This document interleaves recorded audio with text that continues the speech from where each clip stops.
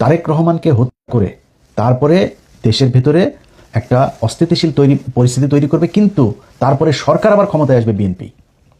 তারেক রহমানের এই যেই শেষ কৃত্যের যে অনুষ্ঠান, দাফন কাফন যা যা হবে, এই দাফন কাফনের সময় বিশাল আকারে রাষ্ট্রীয় শোক টোক দেওয়া হবে। তারেক রহমান এই জাতির বিশাল এক কিছু ছিল, সব কিছু বলা হবে। বিএনপির নেতারা কান্নাকাটি করে পায়জামা ভিজায় ফেলবে, সব হবে।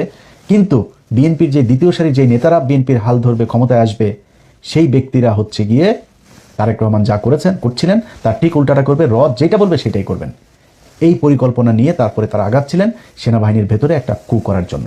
যে কয়েকদিন আগে ভারতের আরেকজন সাংবাদিক আর একজন সেনাবাহিনীর কর্মকর্তা, রিটায়ার্ড একজন কর্মকর্তা, দুইজন একটা কথা বলেছিল যে তারেক রহমান ভারতের সাথে যে কথা দিয়ে বাংলাদেশে ঢুকেছিল লন্ডন থেকে, সেই কথা তারেক রহমান শুনছেন না।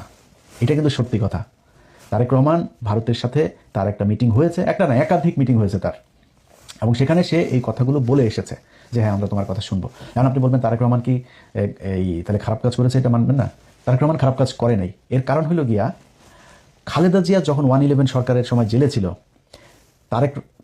শেখ হাসিনার আগে এই জেনারেল মাসুদ টাসুদ এরা আগে গিয়েছিল খালেদা জিয়ার কাছে যে ম্যাডাম আমরা আপনাকে চাই ক্ষমতায় আনতে, আমাদের এই 111 সরকারের এই জিনিসগুলো আপনি ইন্ডেমনিটি দিবেন এবং আমাদের এই জিনিসগুলো মেনে নেবেন। খালেদা জিয়া তো একরকম মানুষ, যেসব দানায় পানায় বুঝে না। বলছে যে তোমার কাজ ক্যান্টনমেন্টে, তুমি এখানে রাজনীতি করতে আসছো কেন? এটা তোমার কাজ, যাও বেরো।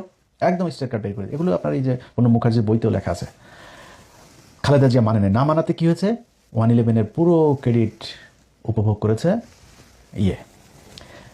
শেখ হাসিনা। সে ক্ষমতায় আসলো, ইন্ডিয়ার কথা শুনে তারপরে খালেদা জিয়া শুনে নাই। খালেদা জিয়া ওই দিন যেটা করতে পারতো, ওদের কথা শুনে ক্ষমতায় এসে তারপরে বিট্রে করতে পারতো। তারেক রহমান ঠিক ওইটাই করেছে আমার বিশ্বাস। তারেক রহমান তাদেরকে বলেছে হ্যাঁ ঠিক আছে আমরা এইভাবে। কি চেয়েছে ভারত চেয়েছে, মানে আমি কেন বলছি যে তারেক রহমান ঠিকটাই করেছে সেটারও প্রমাণ দিচ্ছি আপনার। ওই সাংবাদিক এবং রিটায়ার্ড অফিসার দুইজনই একটা কথা বলেছিল, তারেক রহমান কয়েকটা জিনিস এই ভারতের কাছে কথা দিয়েছিল। এক, আওয়ামী লীগকে স্বাভাবিক রাজনীতিতে ফিরতে দিতে হবে, শেখ হাসিনাকে ফিরিয়ে নিতে হবে, তাকে আটক করা যাবে না। তারপরে 7 সিস্টারের যে বিচ্ছিন্নতাবাদীগুলো আছে এগুলো ভারতের সাথে মিলে একসাথে কাজ করতে হবে তাদেরকে নিশ্চিহ্ন করার জন্য, নির্মূল করার জন্য। এবার বলেন তারেক রহমান সেটা শুনেছে কিনা, শুনবে কিনা, মানে আমি কেমনে বলবো যে তারেক রহমান ভারতের কথা শুনে নাই, বিট্রে করে নাই? এই সাংবাদিক এবং এই রিটায়ার্ড অফিসারই বলেছে তারেক রহমান ভারতের কথা শুনছে না। এখন শুনছে না কেন, যে আসলেই এটার প্রমাণ কি? 111 মাসুদকে ধরা হয়েছে, মামুন খালেদকে ধরা হয়েছে, খালেদ মামুন, এই যে মামুন খালেদ আপনার ডিজিএফ এর চিফ ছিল, যে ডিজিএফ এর ডিরেক্টর আরেকটা ধরা হয়েছে, 4-5 জনের ধরা হলো না? আপনার কি মনে হয় ভারত কোনোদিন তারেক রহমানকে এটাতে সাপোর্ট দিচ্ছে বা তারেক রহমানের এটা মেনে নিচ্ছে? ভারত মেনে নিচ্ছে না, কিন্তু তারেক রহমান সেটা করেছে। আচ্ছা, আইপিএল এর খেলা বাংলাদেশে নিষিদ্ধ করেছিল ইউনূস সরকার, তারেক রহমান সেটা বহাল রেখেছে। এটা আপনার মনে হয় ভারতের কোটি কোটি ডলার